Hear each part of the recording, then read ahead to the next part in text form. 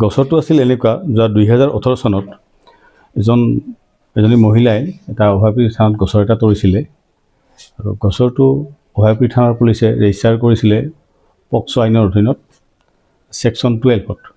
তাৰপিছত এইটো অনাৰেবল কোৰ্টে বিচাৰ প্ৰক্ৰিয়া চলে আমাৰ অভয়াপুৰীস্থ এডিশ্যনেল ডিষ্ট্ৰিক্ট এণ্ড সেশ্যন জাজ কাম স্পেচিয়েল জাজ এই কোৰ্টত বিচাৰটো চলিছিল আৰু বিচাৰৰ অন্তত আজি আমাৰ এডিশ্যনেল সেশ্যন এণ্ড ডিষ্ট্ৰিক্ট জাজ কাম স্পেচিয়েল জাজে গছৰটো ৰায়দান কৰে আৰু গছৰটো ৰায়দান কৰি অভিযুক্ত নিজামুদ্দিন ভূঞাক 5 বছৰ সশ্ৰম কাৰাদণ্ড ভোগে আৰু বিহে আৰু